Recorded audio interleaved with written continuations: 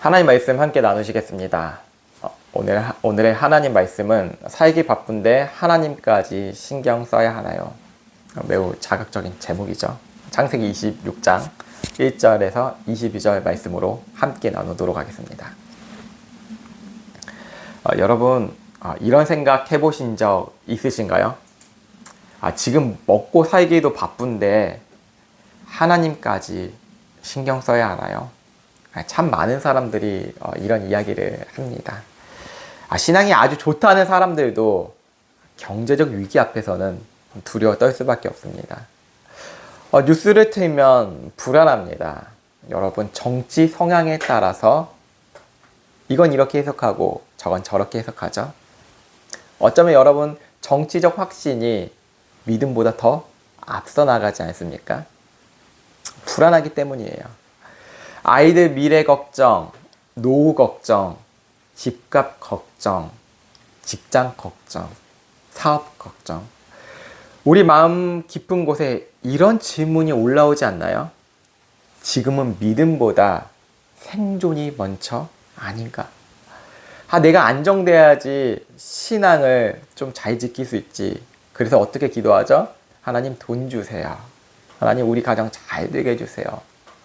이게 안정되어야지, 경제적으로 안정되어야지 신앙도 따라올 것이라고 생각을 합니다. 그래서 기도할 때 돈 해결해 주세요. 이렇게 기도하죠. 얼마나 우스꽝스러울까요? 하나님 보시기에. 돈 하는 모습. 하나님 해결해 주세요. 더 급한 게 있는데 해결해 주세요. 창세기 26장은 바로 그 질문을 다루는 본문입니다. 성경은 이렇게 시작합니다. 아브라함 때 있었던 흉년 후에 또 흉년이 들었더라. 무엇이죠? 경제적 위기가 왔는데 또 경제적 위기가 왔더라. 다시 말할까요? IMF가 왔는데 또 IMF가 왔더라. 여러분 어떻게 불안하지 않나요? 그래서 우리나라가 IMF가 너무 무섭기 때문에 외환 보유고액을 엄청 많이 지금 쌓아두고 있어요. 이 말은 단순한 기금 보고가 아닙니다. 경제가 어려워졌다라는 것이 아닙니다. 같은 시험이 다시 왔다는 것입니다. 첫 번째로는 흉년은 우리의 본능을 드러냅니다. 아브라함도 흉년을 만났다는 거 아시죠? 약속을 받았지만 애굽으로 내려갔어요. 왜일까요? 배고픔은 약속보다 더 현실적이기 때문입니다. 우리 어르신들이 1950년, 60년 때 미군들에게 기분이 쪼꼴레 하면서 따라다녔어요. 무엇이죠? 배고프니까 먹을 거 달라는 거예요.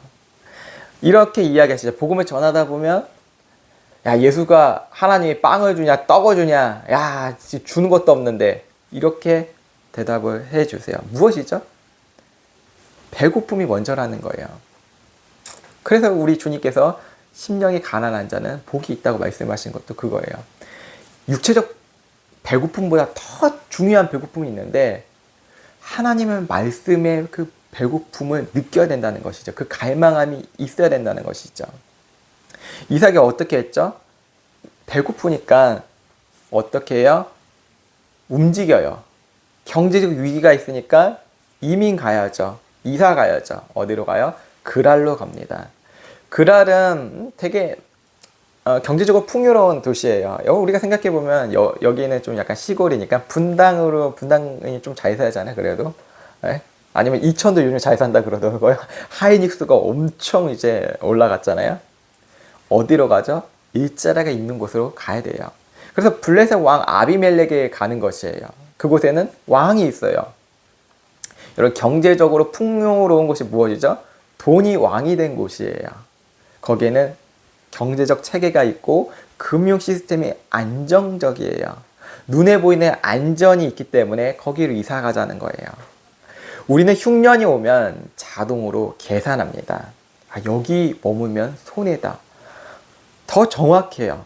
여기 있으면 위험하다. 조금 더 안전한 곳으로 가야 한다. 그런데 하나님이 말씀하십니다. 애굽으로 내려가지 말라. 내가 지시한 땅에 거주하라. 인간이 얼마나 한편으로 어리석냐면 어떤 분은 코인이나 주식을 하면 엄청난 돈을 많이 벌 것이라는 확신 때문에 투자를 하는 거잖아요. 뭐 부동산도 마찬가지고요. 엄청난 확신이 있어요. 약속을 하잖아요. 이거 투자하면 뭔가 대박 날 것 같아. 그런데 위기가 찾아온다는 것입니다. 근데 이것을 하나님 해결해 주세요, 해결해 주세요. 그래, 한번 해결해 줄게. 이렇게 해보세요. 그런 다음에 또 욕심을 내면 하나님 해결해 주세요. 이런 신앙이 돼요. 그럼 무엇이죠? 하나님을 믿는 게 아니라 돈이 믿은 거예요. 돈이 왕이에요. 하나님은 절대 왕이 아니에요. 돈이에요. 돈이.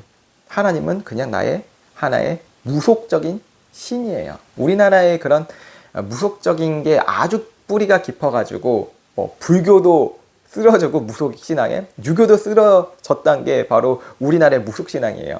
돈이 너무 좋은 거예요. 안정행하게 해주세요.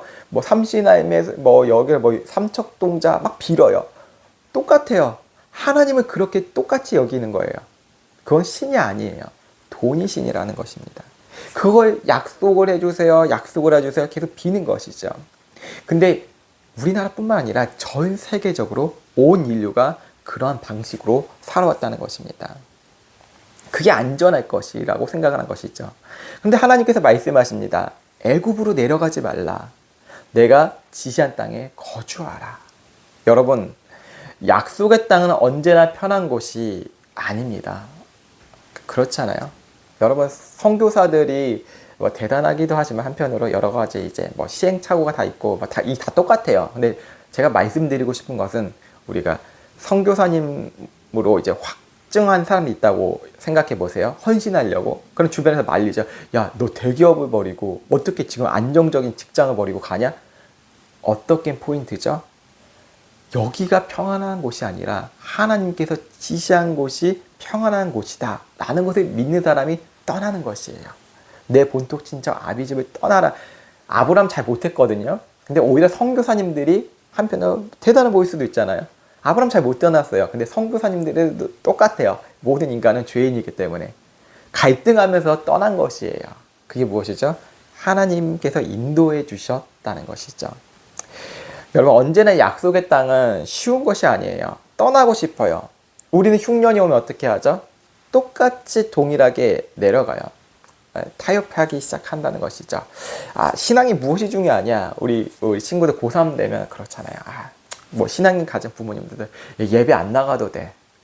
한 달에 한 번씩 하나님께서 드려도 이해해 주시겠지. 수능이 먼저지. 너 잘 되는 게 먼저지. 이런 생각을 한다는 것이죠. 신앙을 합리화한다는 것이에요. 그래서 지금 어쩔 수 없지. 우리가 예배 좀 대충 드려도 뭐 하나님 이해해 주시겠지. 뭐 좀 늦게 드려도 뭐 또 마찬가지잖아요. 뭐 어떤 교회는 뭐 예배 문을 닫는다고 했는데 못 들어오게. 그럴 필요까지는 없고. 우리는 항상 합리화를 해요. 목사도 마찬가지잖아요. 설교 준비, 이 정도 하면 어때? 하나님께서 막상 또 이제 설교 때 성령의 능력을 부어주시겠지. 이런 심정으로 설교를 하는 분들도 있고, 저도 물론 그런 모습들이 있어왔고. 왜? 죄인이니까. 신앙을 합리화한다는 것이죠. 왜? 무엇이죠? 바쁘잖아요, 인생에. 이것도 해야 되고 저것도 해야 되고. 그래서 우리의 흉년은 단순히 경제적 문제가 아니라는 것이에요. 흉년은 우리의 신앙을 시험하는 문제예요. 경제적 위기가 오고 정치적 위기가 오고 무엇을 의지할 거예요? 하나님을 의지하라는 거예요. 그래서 이렇게 하나님께서 말씀하세요. 너는 정말 나를 믿냐? 똑같이 질문하세요. 베드로가 이제 하나님 앞에 나아가잖아요.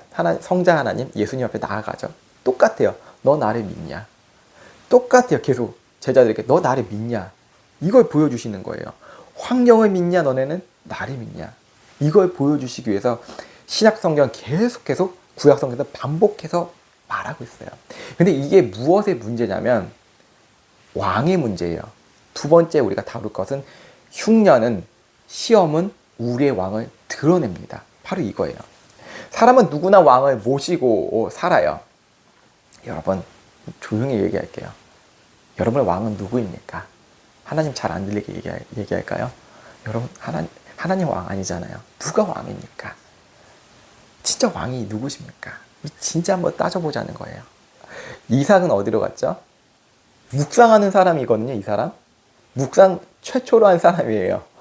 어디로 가죠? 왕이 있는 곳으로 갔습니다. 신앙이 좋은 사람이에요. 새벽기도 했었으면 이 사람 맨날 잘 가 있을 사람이 이삭이에요. 아비멜렉으로 갔어요. 아비멜렉. 권력이 있고 안전이 있고, 약속은, 하나님의 약속은 여전히 살아있고 신실하고 영원했지만 이 사람이 중요했던 것은 눈에 보이는 약속이 더 커 보였습니다. 그런 거 있잖아요. 우리 속담에 남의 떡이 더 커 보인다. 하나님께서 주신 말씀의 양식, 만나보다 뭐가 커 보이는 것이죠? 세속적인 양식이 더 커 보이는 거예요. 눈에 보이는 랍스타, 대게 이런 게 더 커 보이는 거예요. 그래서 우리는 부러워하죠. 나는 이거밖에 못 먹는데 오히려 세상 사람들은 더 잘 먹고 잘 살아. 무엇이죠? 하나님의 말씀이 내 양식이 되지 않고 내 안에서 썩어진 것만 가득하면 남의 것이 더 커 보여요. 세상 사람들 저렇게 잘 사는데. 그거 누가 얘기했죠? 다윗이 얘기했어요. 하나님, 저들은 잘 사고 내 원수들은 잘 사는데 나는 왜 이럽니까? 이게 우리의 모습이에요. 다윗이 그런 모습을 가졌다는 것이죠. 그래서 오늘 우리가 생각할 때 우리의 왕은 누구입니까? 돈입니까? 직장입니까? 스펙입니까? 건강입니까? 내 자녀입니까? 내 자녀가 잘 됐으면 좋겠습니다. 하나님, 내 결핍을 좀 자녀에게 좀 채워졌으면 좋겠어요. 내가 공부를 못했지만 내 자녀는 공부를 잘했으면 좋겠어요. 여러분 찔리지 않으신가요? 집중 자기도 못하면서 너의 공부 두세 시간 집중 못해. 왜 자녀에게 멍해를 지고, 어떤 부모는 내가 이거밖에 못하는데 내가 힘들게 돈 벌고 있는데 너는 못해. 이 쌍놈의 자식아. 이렇게까지 고백을 하는 부모도 있더라고요. 무엇이죠? 우리는 말로는 하나님을 왕이라고 합니다. 하나님 왕이신 하나님 높임을 받으소서. 그러면서 우리의 삶에서는 돈에 대한 근심이 커요. 조금이라도 손해보면, 아니면 주변 사람들과 내 가정과 형제자매들에게 조금이라도 너무 민감해요.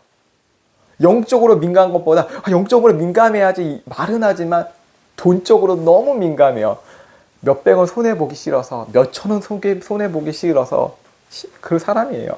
뭐 1억, 2억, 뭐 몇 억씩 손해보는 거는 자기가 손해보면 괜찮은데, 다른 사람이 뭐 몇만원, 몇천원 손해보면 눈에 뭐 쌍심이 켜진다 그러나요? 손해보지 않으려고 그래요. 몇백원까지 계산하는 사람도 있더라고요. 그래서 이제 금융 시스템 중에 뭔가를 이제 회식을 하잖아요. 그때 이제 카카오톡 이런 데서는 n분의 1 돈 나누기 정확하게 계산하자. 인간의 욕망을 잘 건드리는 거예요. 그렇잖아요. 우리 인간의 모습이 그렇다는 거. 조금이라도 손해를 보기 싫어요. 불안해요. 통장 잔고가 우리의 평안의 결정이에요. 참 그렇잖아요. 돈 3만 원 있는 것보다 돈 300만 원 있는 게 좀 더 평안하잖아요. 근데 돈 300만 원 있는 것보다 3천만 원 있는 게 더 편안하고, 3천만 원보다 3억 있는 게 편하고, 30억 있으면 내가 다 가진 것 같은데 또 그 30억 있는 사람은 300억 있어야 좀 괜찮은 것 같고. 여러분, 돈이 나쁜 것이 아니에요. 그러나 돈이 왕이 되면 우상이 된다는 것이에요. 현대인의 우상은 돌로 만든 우상이 아니라는 것이죠. 우리 기독교인들 중에 참 재밌는 일 하는 사람들 중에 꼭 이제 산에 올라가면 돌 다 쓰러뜨려요. 돌 쌓는 거. 이거 우상 숭배하면서 발로 막 뻥 차고 그래요. 그런데 자기 안에 있는 우상은 돌 안 차요. 돈은 걷어차지 않더라고요. 자기 마음에 있는 거. 무엇이죠? 성공 있잖아요. 성공해서 잘 살아야지. 그건 걷어 안 차요.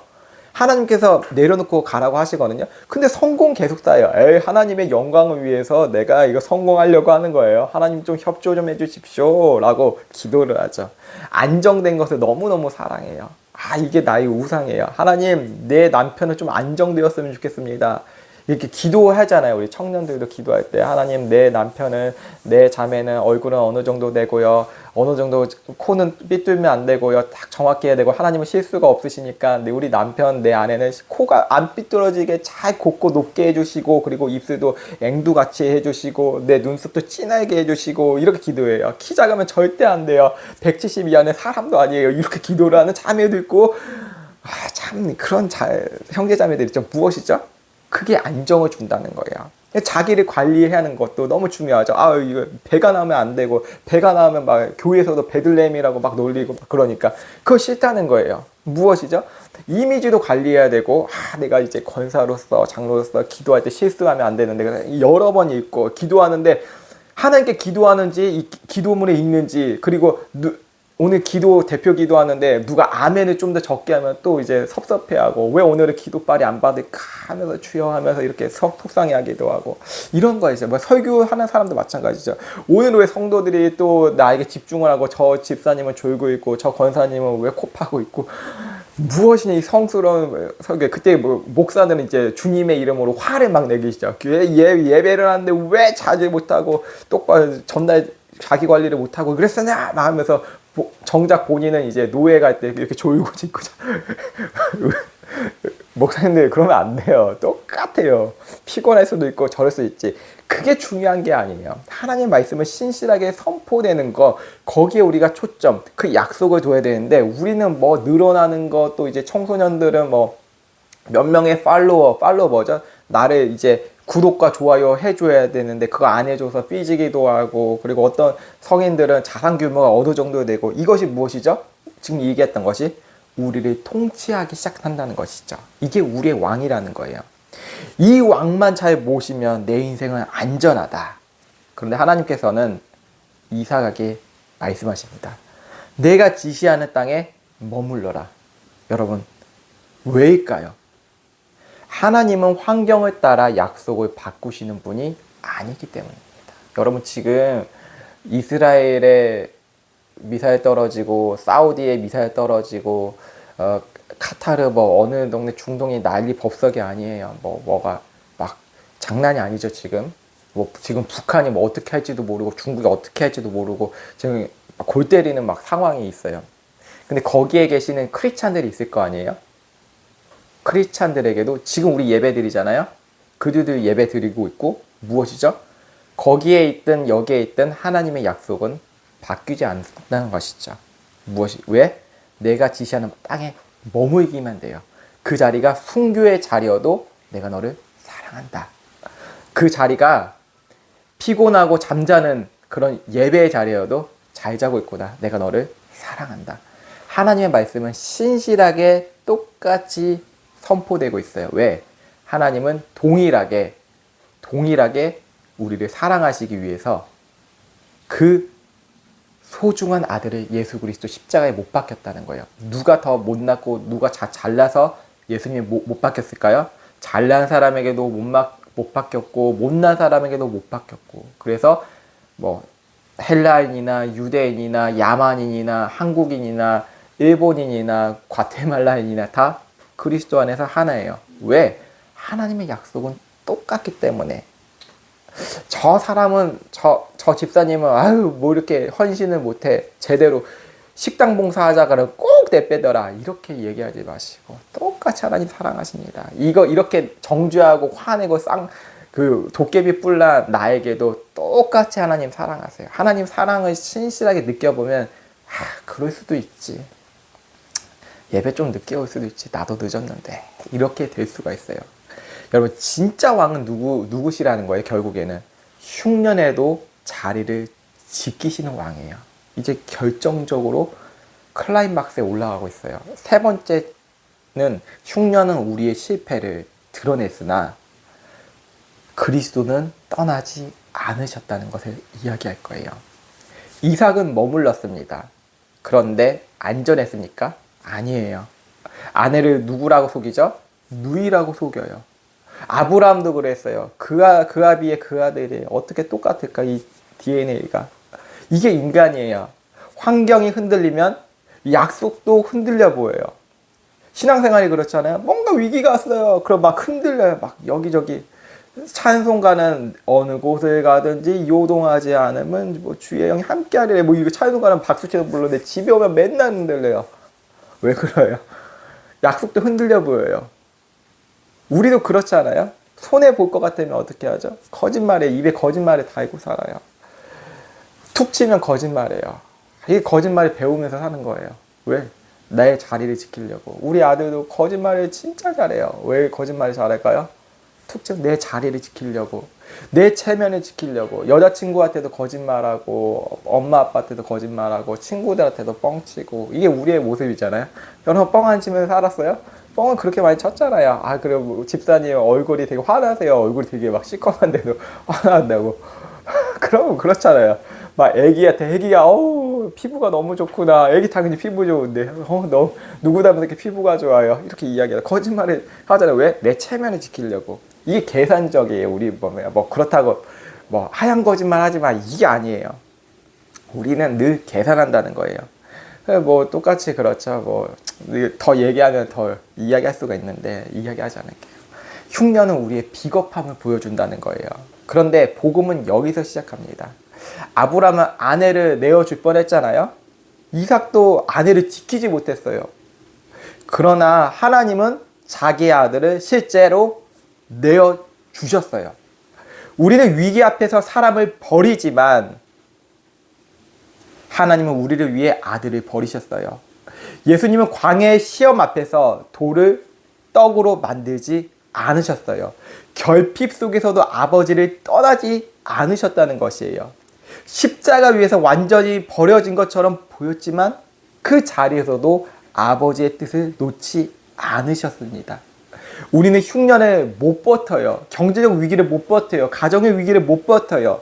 그러나 예수님은 우리 대신 흉년을 끝까지 버티셨습니다. 예수님은 내가 인자는 머리 둘 곳도 없다. 여우도 굴고 굴이 있고 다 있잖아. 너네 집 다 있잖아. 근데 난 머리 둘 곳이 없어.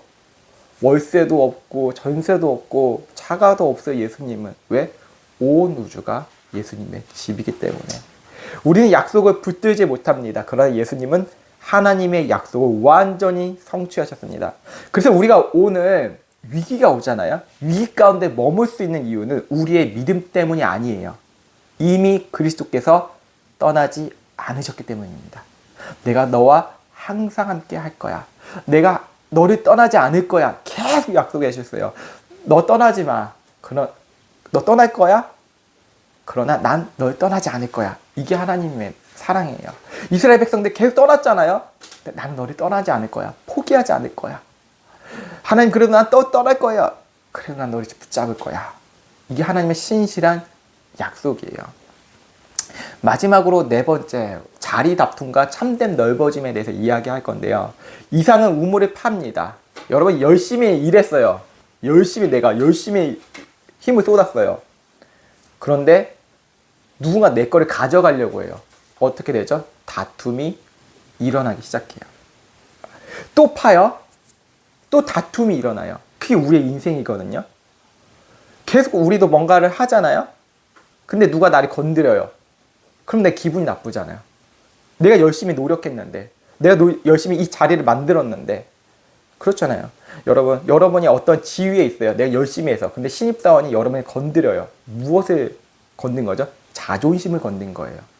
그럼 어떻게 해야 돼요? 꾸짖거나 힘이 있으니까 이게 조치를 취하겠죠. 근데 이삭을 보세요. 이삭은 이게 우물 파는 건 그냥 파는 게 아니냐. 생존과 지켜야 되는 거예요. 왜? 나도 마셔야 되고 양들도 마셔야 되고 염소도 마셔야 되고 다 마셔야 되잖아요.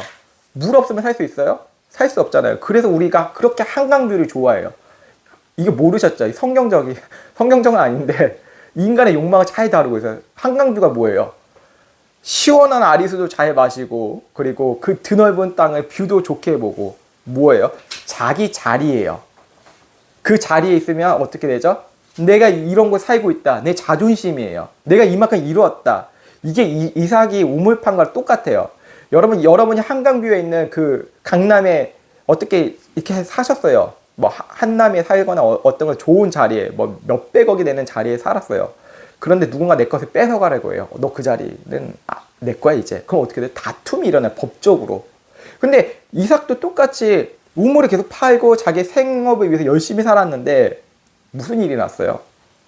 계속 다툼이 일어난 거예요. 하나님 말씀대로 살았거든요. 내가 지시한 땡으로 가라. 뭐 지가 산 건 아니었죠. 하나님 인도해 주셔. 너 가지마 해서 여기 살았는데 이게 좋아 보여야 되는데 열심히 일하는데 뭔가 시험이 다가오는 거예요. 그때 그는 어떻게 하죠? 싸우지 않아요. 떠나요. 세 번째 우물에서는 또 이제 불안했겠죠? 근데 다툼이 그쳐요. 그는 그 이름을 어떤 곳이라고 했냐면 넓은 곳이라고 부릅니다. 그리고 마지막에 그 우물의 이름을 언약이라고 불러요. 첫 번째 우물에서 다툼이라고 그랬고 두 번째는 대적이라고 불러서 이 대적이 사탄이 대적한다는 그 히브리어랑 같은 맥락이거든요. 근데 세 번째에서도 뭔가 대적할 것 같은데 넓은 곳이라 부르고 마지막에는 언약으로 불러요. 여러분 왜 이삭은 싸우지 않았을까요? 자기 자리가 우물에 있지 않았기 때문이에요. 내 자리가 경제적으로 뭔가 거기에 뭐 내가 의지하는 것에 있지 않았어요. 무엇이 있었느냐면 자기 자리가 하나님의 언약 안에 있었기 때문이에요. 우리는 자기 자리를 지키기 위해서 그렇게 싸우잖아요. 왜 우리가 다른 사람 질투할까요? 우리 얘기했잖아요. 자기 자리를 지키려고. 저 사람 잘 되면 내 자리를 잃어버리는 것 같은 거예요. 교회 안에서도 싸우고요. 가정 안에서도 싸우고 직장에서도 싸워요. 왜요? 밀려날까 봐. 노인들은 그래요.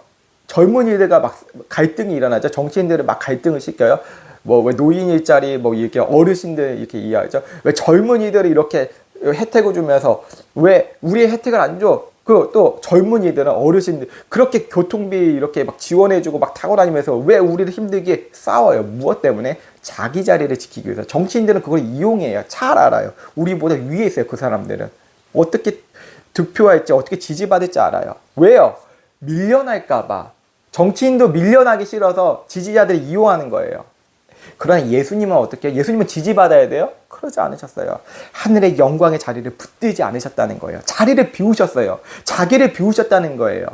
십자가까지 내려가셨어요. 이런 분이 세상에 어디 있어요? 종교인 중에 4대 성인 그 중에 예수님만이 이거 했잖아요.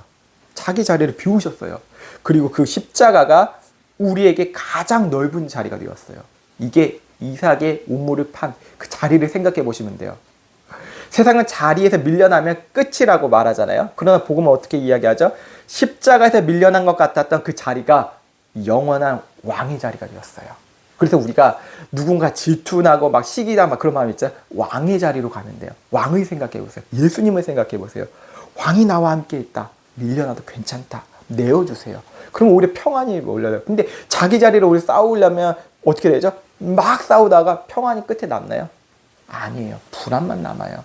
또 싸울 준비를 해야 되거든요. 그게 인생입니다. 예수님은 그래서 싸우지 않으시고 오히려 내어주셨다는 거예요. 그게 하나님의 마음이에요. 결론을 맺겠습니다. 살기 바쁜데 하나님까지 신경 쓰셔야 되나요, 여러분? 별로 신경 쓰기 싫죠. 무엇 신경 쓰고 싶어요? 나 잘 되는 거. 하나님은 나 잘 되게 해주세요. 이렇게 하면 돼요. 하나님, 인생 뭐 있겠습니까?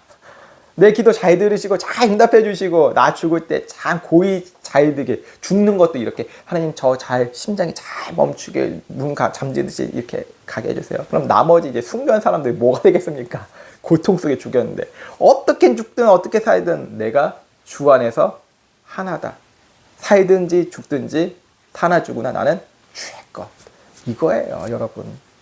우리가 하나님을 붙든 게 아닙니다. 어렵고 아픈 환경 속에서 하나님은 우리를 붙들고 계십니다. 여러분 이게 복음에 확실히 자리 잡히면 내가 어떻게 죽든 상관하지 않아요. 우리가 흉년에 이기는 게 아닙니다. 고통은 있어요. 지금 예수님을 믿어도 고통 속에 있는 사람들 비극적으로 일 겪은 사람 너무 많거든요. 우리가 안 올까요? 우리도 그거 올까 두려워요. 하나님 저는 그거 피하게 해주세요. 근데 우리가 무엇을 붙들어야 돼요? 그리스도께서 이미 흉년을 통과하셨다는 거예요. 고통을 통과하셨. 그렇게 십자가 이야기 많이 하는데 우리는 그 십자가를 외면하려고 해요. 십자가는 승리입니다면서 그 예수님 승리지. 그건 내 승리는 아니에요. 좀 살짝 피해가고 싶어요. 우리가 왕을 세우는 게 아니라는 것이에요. 참된 왕이 우리에게 찾아오셨습니다. 돈은 우리를 끝까지 책임져 주지 못해요. 그렇죠?